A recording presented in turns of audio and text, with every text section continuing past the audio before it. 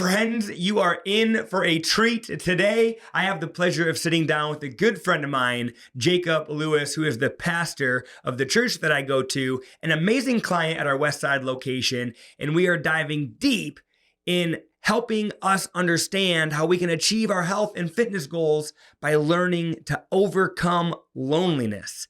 Let's dive in to today's episode.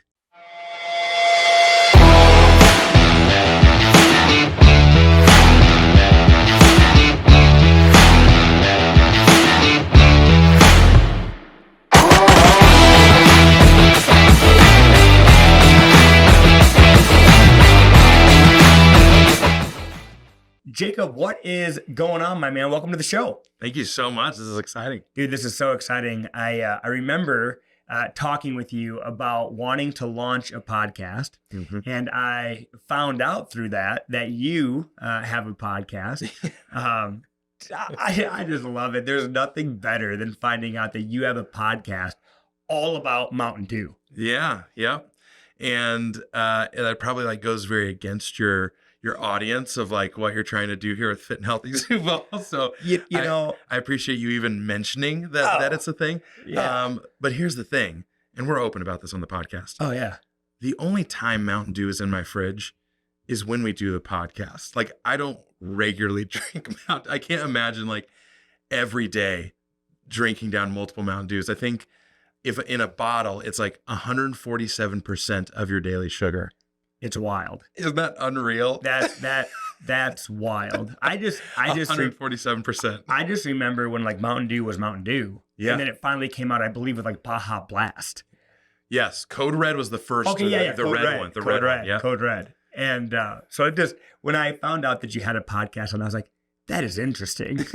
But anyways, let's dive into quickly just how we met, man. And I'd love to just share that story a little bit, because I think that that wasn't an accident by any means. And so for those of you watching, listening, just to give you a little backstory on how Jacob and I ever even met, my wife and I, like many couples, we reached a point in our marriage where we were struggling, and we wanted to do better, and we were working really hard to do better together. And we came to a point where we wanted to find a church home that was our church home, and that we could really reestablish on a new foundation, just a new chapter in our life. Yeah. And at that time, we ended up walking into Embrace on, well, I don't even know what street it's on, to be honest. Shirley, over there on the west side by the Menards, the Sertoma campus. And the first day that we walked in, Mel and I met you. Yeah. And at the time, you weren't actually even the campus pastor yet. It was just during the transition. Just as that transition was happening, I was the associate campus pastor, was about to become the campus pastor. Yeah. And Mel and I went to the Connections stand afterwards, first timer, because we needed that coffee mug. Yes, which we have at home. And then you reached out to us, and literally we went to church on Sunday, and the next week, we found ourselves, all three of us, meeting up, having coffee. Yeah, at the Bucks. At Starbucks on 41st. And I tell you what, literally from that moment on, I feel like our friendship kind of kicked off. Yeah. And I didn't know exactly where it would go. I mean, I've never had I've always known the pastor of my church. I've always been able to chat with them and know him. Yeah. But I've never had a friendship. With the pastor of my church. And so it's been awesome just getting to know you and Allison and Mel and the kids. It's just been a joy. And shortly after that, come to find out, Jacob's trying our Westside gym. Yeah, at Fit Body. I just want to say too, that is the greatest compliment you can give me, because what I'm hoping people hear is not all pastors are weird. Yeah. Well, I don't know. Maybe you're actually, don't say that. You are weird. I mean, no.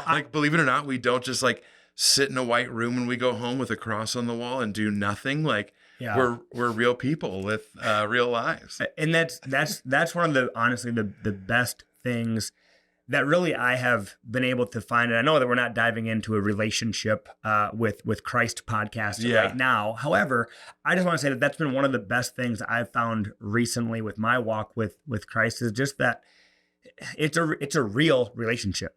And in real relationships, you struggle. And so it's been awesome to walk through that with you, Jacob, and to be able to give you a phone call and say, hey, what are you doing? Yeah. And you're like, oh, well, I got time to chat. Yeah. And next thing you know, we're just chatting about life. And it's not always just I have all the answers. It's like, man, I've actually struggled with X, Y, or Z. Yeah. This is how we can walk through this. And it's been awesome. Yeah.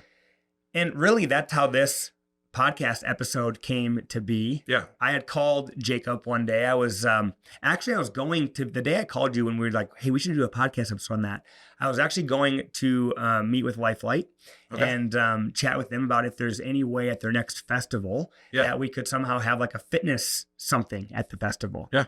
So I was there. I called Jacob and just let him know some cool things that are happening in my life. And as we were talking about health, fitness, relationships, and just how lonely people are in today's day and age. Yes. And then Jacob had mentioned, he's like, I think we should shoot an episode. He goes, because as I've been on my health and fitness journey, I have found that when I'm alone, I can tend to eat whatever, and there's no accountability to it.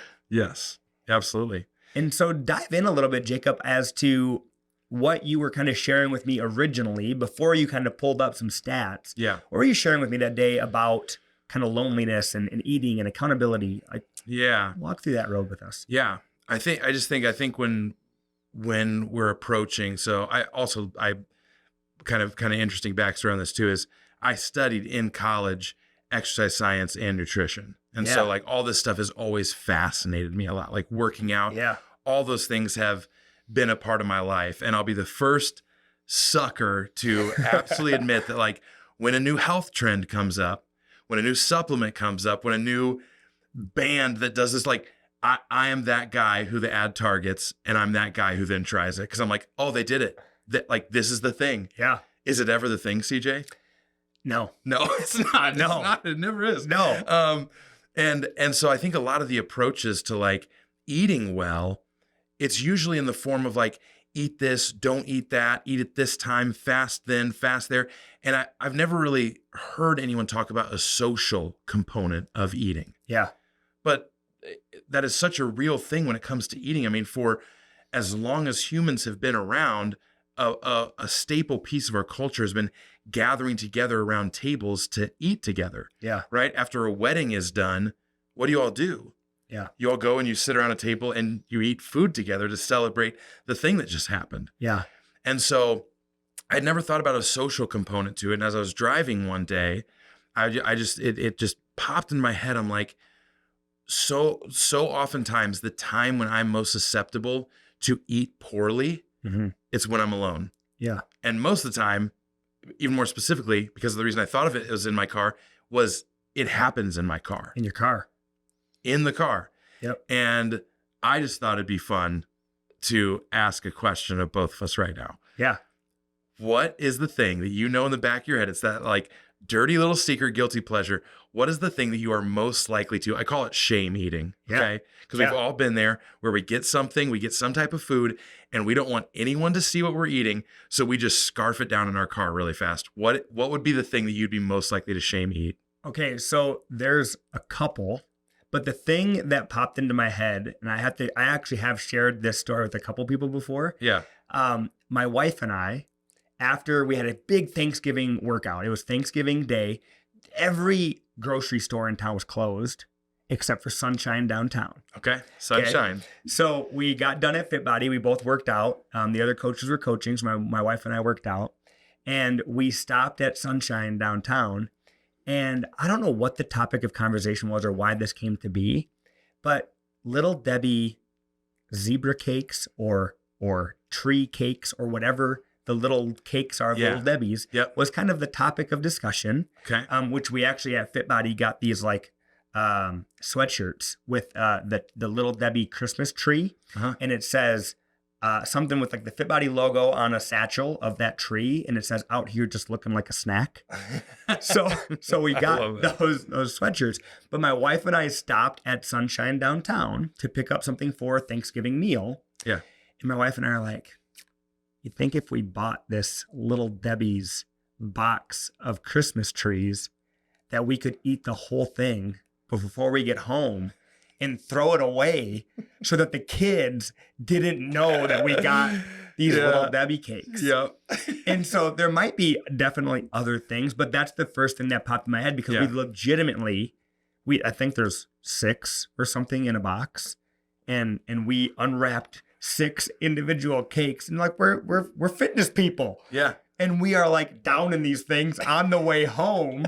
And when we get home, amazing. We stop in the driveway before we pull in the garage, and we throw the box and all the little wrappers I'd shoved back in the box in the garbage. And my wife and I are like, success. The kids will never know. They'll never know. We feel awful right now, but they'll never know.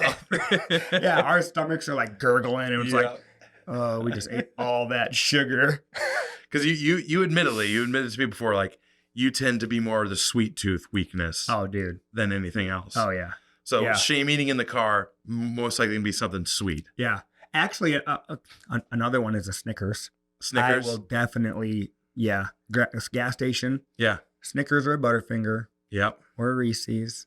Yeah, it's a bad deal, man. And then I'll take it and I will shove that wrapper in my door. Uh-huh. And then the next time I'm getting gas, that wrapper's coming out before my kids are like, Dad. Yeah, oh, did you buy candy bars? Yeah, what are you doing?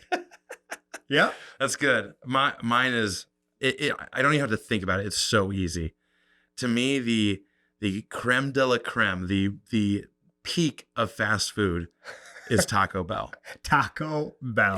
If you're going to catch me in a parking lot, shame eating in my car, it's most likely Taco Bell. Taco Bell. Because I'm like, the box literally has a sodium warning on it. It's like, what you're about to eat might kill you. They literally put it on the box for you. But I'm like, yeah, I'd like to see it try. Yeah. Come at me, Taco Bell. I'm gonna eat this right now in my car. Me. Like, easily, that is my shame eating go-to. But yeah, I started thinking about that more and more, and it really got me thinking, like, we've lost that in our culture in a lot of ways. The idea of gathering together and actually eating with people. Like, I even think about, like, the person who works typical 9 to 5 in an office. Yeah. Maybe you're in meetings all day, whatever it is. A lot of times then what people will do on their lunch break is like, I've been interacting with people. I don't want to interact with anyone. Yeah. I'm going to go eat alone right now. Yeah. And sometimes, like, is that a great way to, like, just kind of relax for a moment? For sure. Yeah. But again, it's just another thing that drives us to constantly eat alone. Mm-hmm. And there's one moment that sticks out in my mind that, like, really hammered this home. With doing what I do, at one point a couple of years ago, I was sitting in a room of like 25 8th grade boys. Yeah. Okay. Yeah. And we were talking about community and being together, all those things. And I just happened to throw out the question, hey, how many of you would say you regularly gather together and eat with your family? Yeah. And not a single kid raised their hand. Yeah. Out of 25 8th graders representing 25 families. And I'm just like, man, we've lost that gathering together. Because truly, I think when you gather together, you eat healthier. Mm-hmm. You don't eat as much. Yeah. You're talking to people. There's so many benefits to gathering together in that way. And it's just like, man, I don't feel like we're talking about that social component of eating very much. Yeah. Yeah. And to that point, like, even taking it back to your car talk, if you are, I know for a fact, like on Fridays, I always hang out with my good buddy Mick. Mm-hmm. He's my best friend, and he knows my desires for health and fitness, to like be healthy and to be fit. Like, I am way, way, way less likely to, if we stop and get gas, run into the gas station and grab a Snickers when he's with me than if I'm by myself. Yeah. Because to that point, it's like we will let ourselves down way faster and way more than we will let someone else down. Others down. Yeah. Absolutely. Yeah. Absolutely. Yeah. I mean, like, even if it looked like maybe you do work in that office setting and it's just like grabbing one person, you know, that you like, maybe you get along with, to be like, hey, would you just want to like do your lunches with me? We don't even have to like talk the whole time or anything. Yeah. Maybe we do scroll on our phones for a little bit, but like I want you to know this is what I'm trying to do with my health, Yeah. right? Yeah. Like exactly what you said. When we eat together, there's accountability. Mm-hmm. And so that person's going to know it's like, you've got health goals and Gary brought in 24 donuts today. Yep.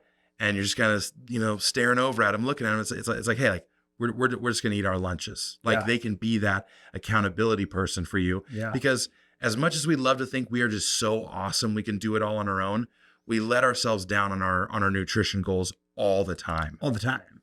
All the time. All the time. And so if you actually had someone else in your corner, whether that be your family, your friends, your roommate, if you're in college, like whatever it is, man, to have someone who's like, we're going to eat together.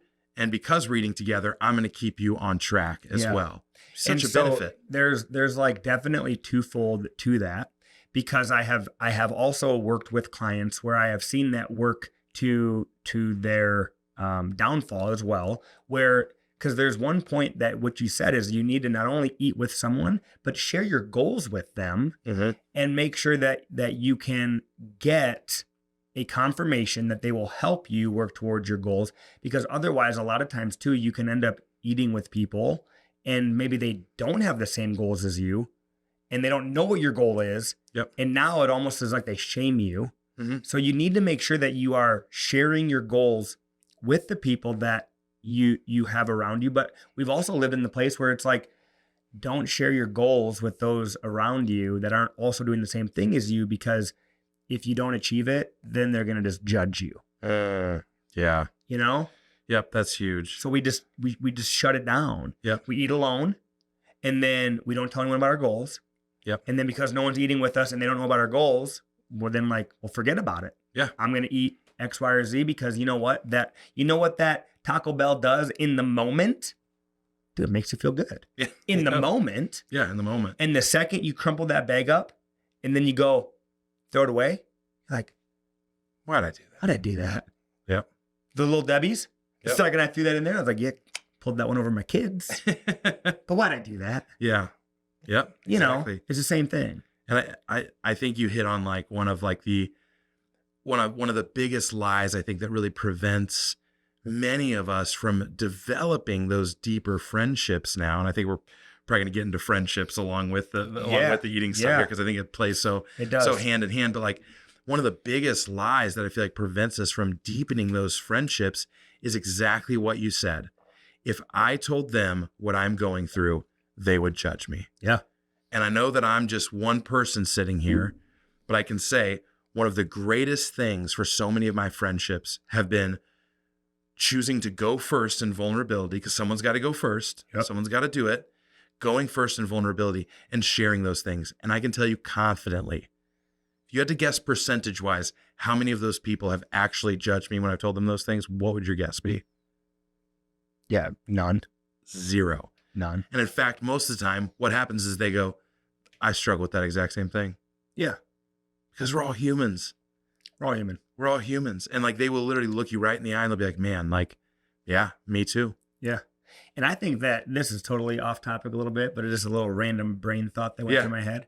I don't think right here, right now, we should take for granted the fact that we can say we're all humans. Because I feel like in 10 years, I might be sitting next to a robot. That's true. I won't even know. That's true. I am like 95 to 99% confident that everybody I'm interacting with is at this point in time still a human. So I'm going to hang on to that. And I'm going to actually celebrate the fact that we can say that right now. That's a good side tangent. There's a new show on Netflix right now. It's called The Magic Prank Show. Okay. Dude, you have to watch it. Magic Prank Show. So funny. And one of the pranks they do, it's like siblings like getting back at each other. And one of the siblings is so scared of robots and like technology moving forward and knowing things about us. Yeah. So they literally set up this elaborate prank where they like put together this like very realistic robot looking person. They misdirect him so that then they flip the thing and it is a real person. And then like the real person like sits down in front of him and like starts telling him things about his life. And he's like completely freaked out. It's amazing. You've got to go watch that show. That's funny. So good. That is funny. So that was definitely my I don't even know, ADHD, ADD, some of my issue that I have in life. That's where my brain went when you said that we're all human. For some reason, my brain just said we shouldn't take that like for granted. Yeah. Like, thank goodness. Like, thank goodness. Thank goodness. Right here, right now, we are all still human. Yes, absolutely. But to that point, you're right, and we all struggle with something. Mm-hmm. You know, and I think that's one of the best things. Like relating it back to the fact that you're my pastor at Embrace Church, I think that's one of the things that has really been able to help me connect with you is that we've been able to connect in a way where we're human. Mm-hmm. And just because you're a pastor and just because I'm trying to live right with God doesn't mean we always do. Yeah. And so let's discuss this. Mm-hmm. And the same with your health and fitness. Just because I'm a gym owner absolutely does not mean that I've got it all figured out. Yeah. Does not mean that I don't struggle with wanting to eat all the donuts and all the things that are not good for you. Yeah. There's still a real thing that I struggle with just because I'm a gym owner. Yeah. Absolutely. And I just think the story around loneliness right now is the fact that you'll hear this phrase all the time. It's like, we live in the most connected society ever, and yet people are lonelier than ever. Yeah. And just even in some of my research, CNN Health did a whole workup on this, and they basically said that 1 in every 4 adults, like even if you just picturing, a gym session, a really hopping gym session where there's 35 people in there. If you look around that room, 1 in every 4 of them is dealing with like real deal loneliness. Yeah. Yes. And the numbers just keep going up and climbing and climbing and climbing. I thought this was really interesting too. This is kind of a side tangent as well. Yeah. But I was reading a book called The Last Arrow by Erwin McManus, and one of the things he said in it, which I think plays into why our culture is where it's at in terms of loneliness. He said one of the most damaging things that we've done as a society is we've started to move. Like when he says move, like literally like move our lives. Like I'm moving to Texas. Yep. Moving because of opportunities and not people. Yes. And so it's like, well, they're going to pay me $25,000 more. Yep. So even though I have this great community of people here, the thing that really actually enriches my life and makes it good, I'm just going to throw all that away in an instant because they're going to pay me $25,000 more. You get to Texas and you're like, I'm lonely. Yeah. And that's what we do typically a lot of times. You know, it's like that has become the higher priority even over the people in our lives, when really when we lay our heads down at night, we want to know that we're loved. Yeah. We want to know that people actually care about us. Yeah. That we're not alone, you know, but we'll prioritize the opportunity and not the people. Yeah. You know, that's wild, but that's so true. Yeah. So true. And I feel like that, you know, I've shared a bit with my story with you over these last 4 years. I've been working for HQ, and I feel like I even unintentionally, and that's another thing too. I feel like a lot of times as humans, we do things totally unintentionally. So like chasing that opportunity, you may have totally unintentionally like forgot about the people. Like I can guarantee you never thought, well, I'm going to throw away my relationships for this opportunity. Mm-hmm. You thought like, oh, we'd still stay connected. But the truth is, you don't actively think about it that way. Right. But that's what happens. That is what happens. And I feel like that actually happened to me a little bit unintentionally. Is I was trying so hard to, you know, help FitBody as a brand and make my way in the corporate setting, that opportunity, honestly, it made me disconnect with our clients. It made me disconnect with my family. Yeah. It put so much the opportunity to make more money, which I thought would be the thing that would help my family have a better life because we could then do more things. Actually became the thing that like stressed me out to the point where I was too tired to do the things. And as it relates to talking about like nutrition and eating right, I would be too overwhelmed to meal prep, too overwhelmed to worry about, like, I know absolutely all the things that I need to do in order to hit my fitness and fat loss goals. I know them like the back of my hand and I can help anybody with them, but it still comes to me, myself, and I doing them. Yeah. If I'm mentally drained because I'm chasing opportunity, I don't do them. Yeah. Yep. That's so real. Yeah. And the more we fill our lives up, the busier we are. I mean, it's like you say anything, you say, how are you doing? How's it going? When you see anyone on the street, wherever it is, what's the first thing they're going to say to you almost every time? Oh man, busy. Oh, busy. Yeah. Yeah. Good. And then busy. Yeah. And that might be just a little bit of our Midwestern politeness too. That's our go-to. Right. But like, it's like, good. Oh yeah. It's just busy.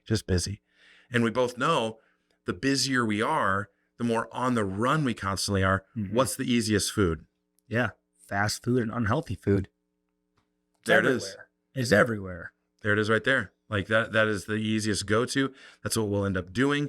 We know the health effects of those food.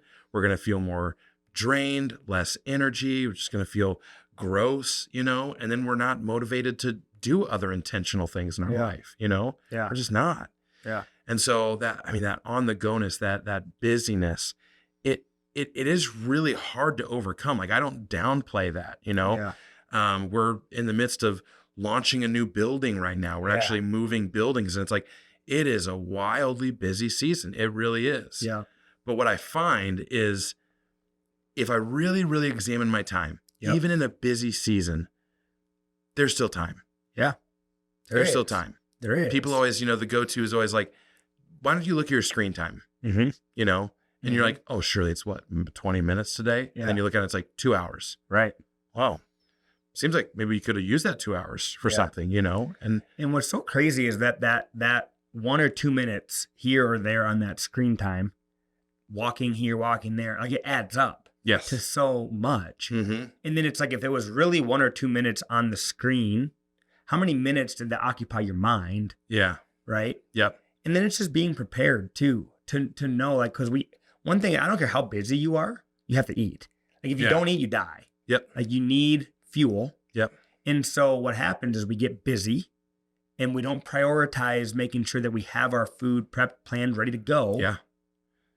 And then we grab what is everywhere, which is unhealthy food. Yep. Exactly. Yeah. And like I don't want to play it up to where it's like when people think about eating together, they think about like all the perfect spread is out with candles and you've been working on this food all day. Like, no, like when my family eats together, like most of the time it's like, oh, all right, we just microwaved 3 meal prep containers and now we're sitting at the table together. And it might literally be, because I have young kids, it might literally be 7.5 minutes. Yeah.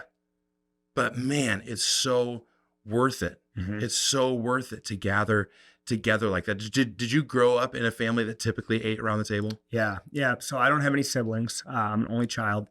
And growing up, having my dad kind of there for dinner was really kind of hit or miss until I was about 11, 12. Yeah. And then he was there more on a regular basis for dinners.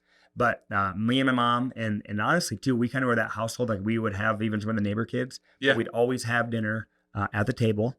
And it was something that we always did. Mm-hmm. Yeah. That's cool. That's cool. There's another kind of crazy stat. Just like, even I think if you told people this 50, 60, 70 years ago, they'd be shocked by this. But this is a University of Oxford study. Yeah. More than 2/3 of those people, so that's 69% of people questioned in this study had never shared a meal with any of their neighbors. Yeah. It's about 3/4 of people. And I mean, I think that's even real. Like we don't know our neighbors anymore. No. And I can tell you, like growing up, I lived on Roll Drive. It's actually on the east side. It used to be behind a Sunshine, which is gone. And now there's a pizza ranch and well, Vernati moved. I don't even actually know what's there. There's a Planet Fitness there now. Pizza Ranch, Planet Fitness, and Dollar Tree took over that building. Yeah. We lived right behind it. It was Roll Drive. And I tell you what, we knew the whole street. Yep. Like neighbor Evelyn was across the street from me. She was like my built-in grandma across the street. Yeah. I had Mitch and Dana. They lived next to me, and they were like my pseudo parents. When my parents maybe needed someone to watch me, like they were always there. Yeah. My best friend Jake lived right down the block. My good buddy Anthony, and like we knew the whole block. But since I've been an adult, I've now lived. This is now my 3rd neighborhood that we live in. Yeah. And I have not, even myself, gotten to know the neighborhood. Yeah. Maybe knew 1 or 2 people in my last neighborhood. Yeah. But even now, it's like I barely know the neighbors. Mm-hmm. But that's like the norm. Yeah. That's the norm. The new people move in. It's become the norm. Maybe if you've been there for a while, you know a couple neighbors. It's like, hey, do we know those guys? I don't know. Well, Yeah.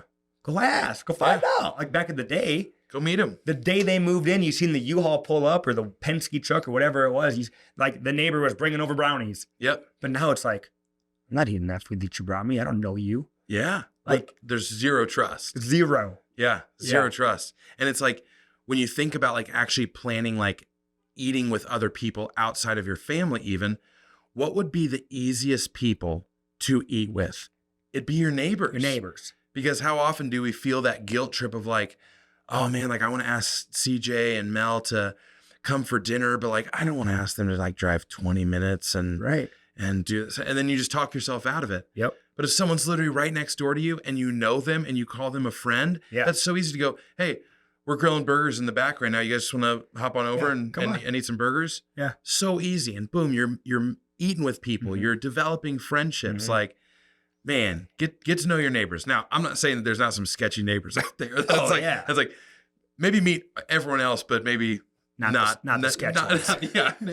maybe not them. But like for the most part, like he actually just moved, but there's a Marine named Tim who lived next door to us. He was absolutely awesome, and like I'll chat with him and stuff. Like it feels good to know your neighbors. It does. Like it really does feel good to know your neighbors. And so that would have been the most common thing in the world 60 years ago to say, do you share meals with your neighbors? All the time. All the time.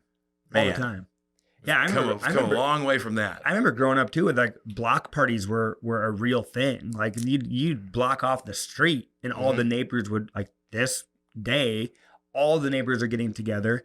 And I think that's actually something that really as it pertains, like if you just look at our culture, we're getting more and more unhealthy. We're getting more and more isolated. And we used to be more active. We used to be more connected. We used to be more willing to get out and move because now even until you get home and you just sit. You sit on your couch, you sit on your chair. Yep.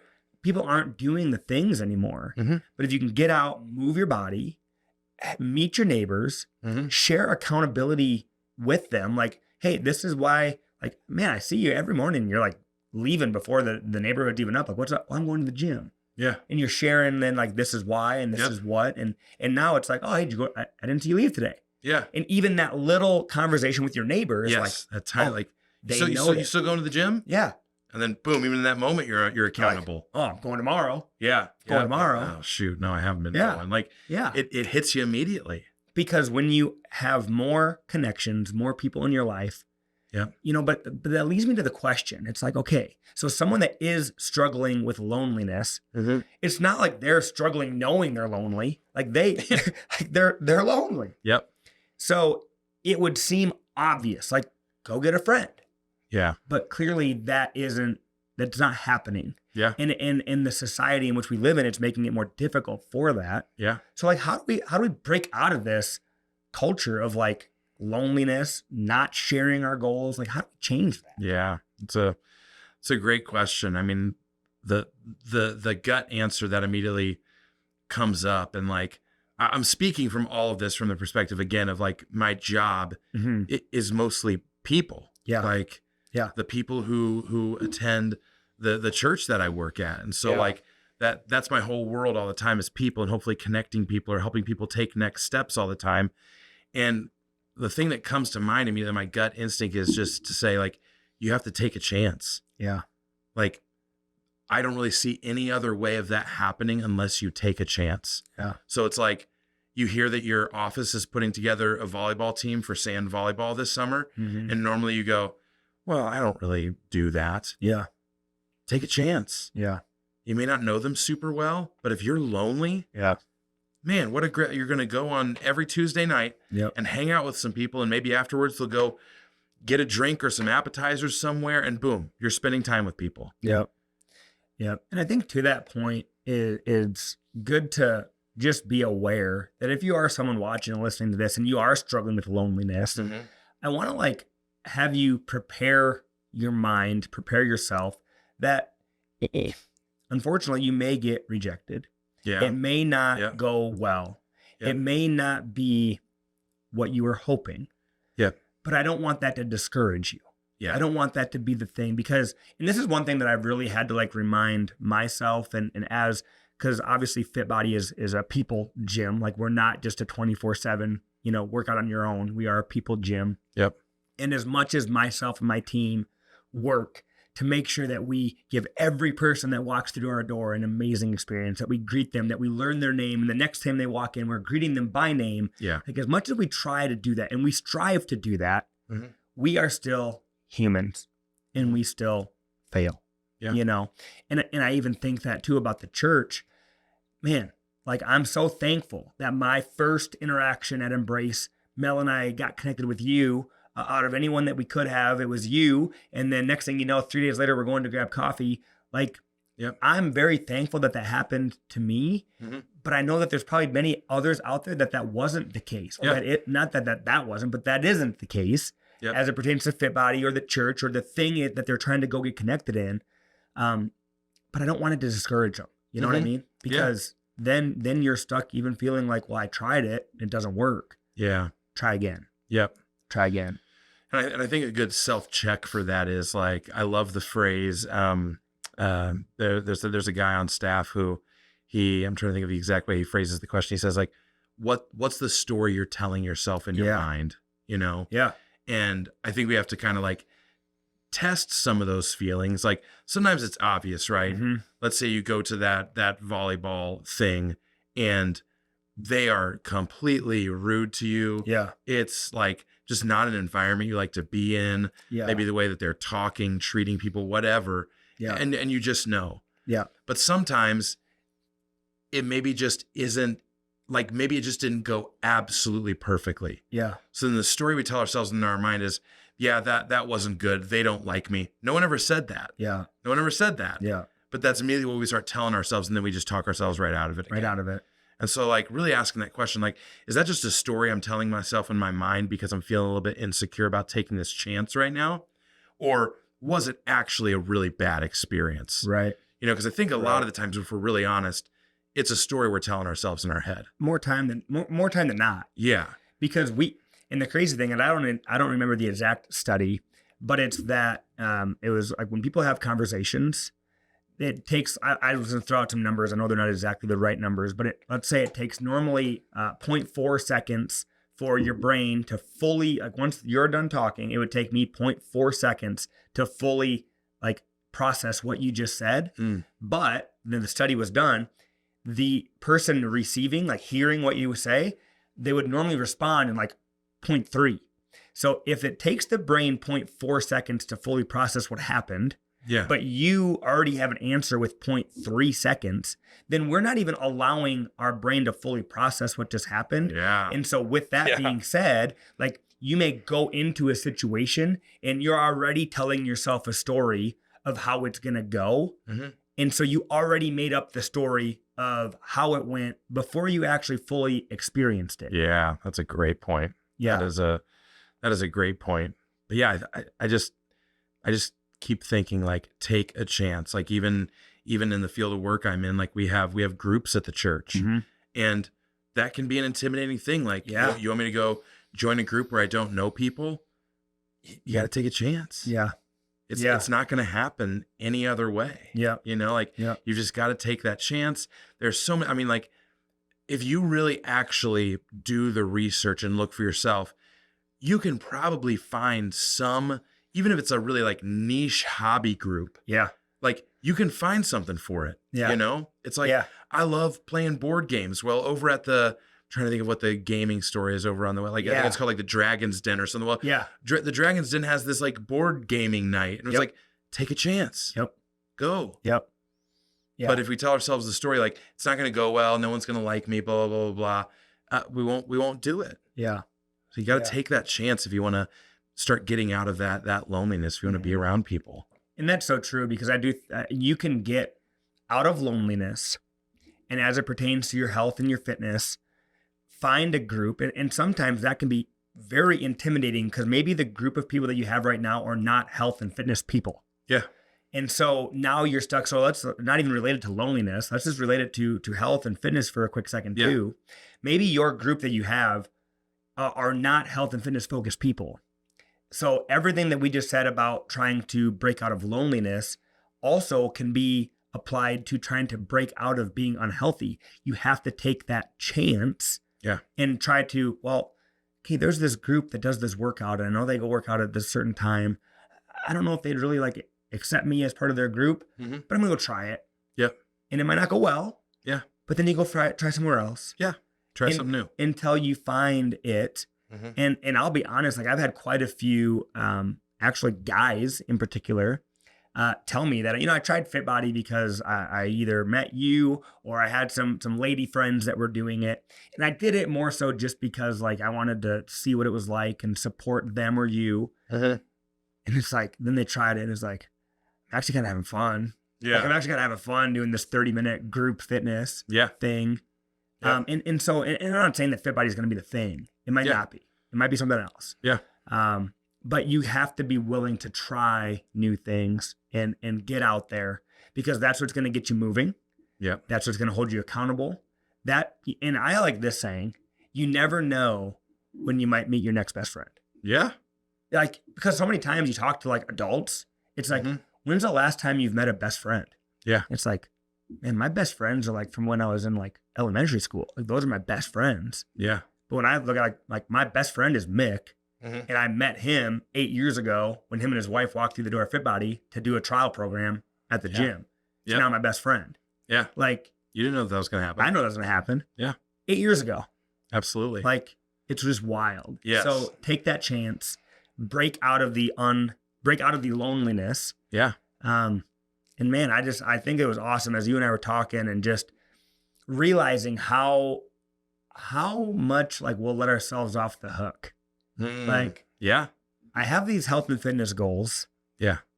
Even as it pertains to loneliness, like no one else knows you're lonely but you, unless you tell them. Yep. Unless you let them know. Yep. And so it's like, get around people and you got to be a little vulnerable. Yes. You have to be. Yep. Do. Be that person who goes first. It can literally change a group of friends. I actually think about like, because I do. I mean, I think Fit Body does such a great job of encouraging that. And I always joke around. There's this thing that we do after a workout where everybody claps together, and the intention is that people like get loud and like yell. And it always makes me laugh because I'm always like, I've never been more connected with someone in a different job before, because now you get to see what we experience at church when we want people to get excited. They're like, I will clap, but I will not get excited. Right. I'm like, you guys feel it right now. You guys feel it. Yeah. But it is like you guys encourage the right things. And while everyone may not do it, like you will see those success stories. I think about there's a group of ladies who goes to the typical time that I go to. Yep.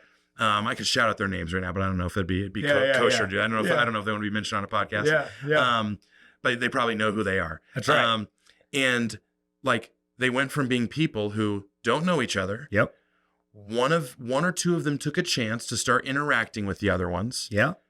And pretty soon, almost every single workout, they're getting there and they're immediately talking. Yeah. And then like 2 weeks ago, I overheard them. They were like planning like going and getting a coffee together. Yeah. Like the friendship had then like evolved like even outside of the doors of the gym. But again, none of it would have happened unless someone literally just went up and said, "Hey, what's your name?" Right. And that's it. That's taking the chance. Yep. You know? But somebody had to do it. Someone had to do it. So if you're watching or you're listening, why not you? Like, this could be your nudge to break out of loneliness, to break out of no accountability, to break out of not achieving the goals that you set. Yeah. Because you're going to take the chance. You're not going to just set the goal and not share the goal.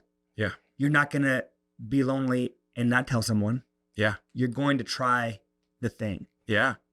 And this has been great. This is just so good, because the thing of it is that we never know is what someone else is walking through. You never know. Yeah. But if you take that chance to be vulnerable, you might get shut down. You might get turned off or turned away. But you might just make a connection that changes your life forever. Exactly.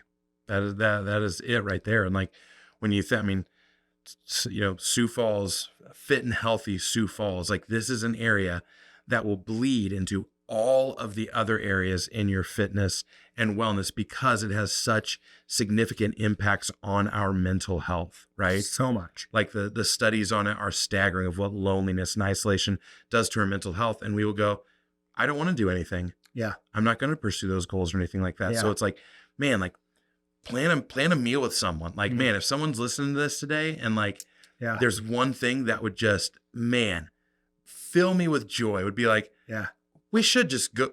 We actually do know our neighbors. We've never eaten with them though. We should just invite them. Like weather's starting to get nice. Yeah. You don't even have to invite them in your house. You know, Right. But it's like Backyard. I know that's a big thing, especially like, again, having young kids. It's like our house is a constant disaster. It's a mess. I don't want to bring them. Like have them in your backyard. Yeah. Like Yeah. grill some food out. Like have a meal with somebody. Bring people into your life because community is so vitally important in almost every aspect of our lives, whether it be faith, fitness, work, work culture, work happiness, job satisfaction, whatever you want to call it. Like, it's everything. Yeah. Yeah. This has been awesome. Jacob, I just appreciate you so much. I know you're launching a new location, new campus. Yeah. You guys are busy. Yes. But you took time out of your day to come here. I appreciate that. Because I know that somebody watching or listening, this is going to be that little nudge that they're like, you know what? Like, I am going to go do this. Yeah. I am going to say, hey, even if it's us, even if it's Jacob or CJ, and it's like, hey, I did listen to your guys' episode, and I just want you to know, like, when are you going to the gym? Because I want to meet you there. Yeah. Like, that could be it. That could start the thing, and then we'll introduce you to more people. Yeah. Or, hey, what church service times do you have? Yeah. Is there anything I can be involved in? Like there's Jacob and myself, we have so many opportunities to plug people in that all you need to do is let us know that you're lonely, that you need connections. And we have so many different groups that we know of people that are meeting every night of the week, every week of the month, and we can get you plugged in somewhere. Yeah. So, dude, Jacob, thank you so much for taking the time to be here.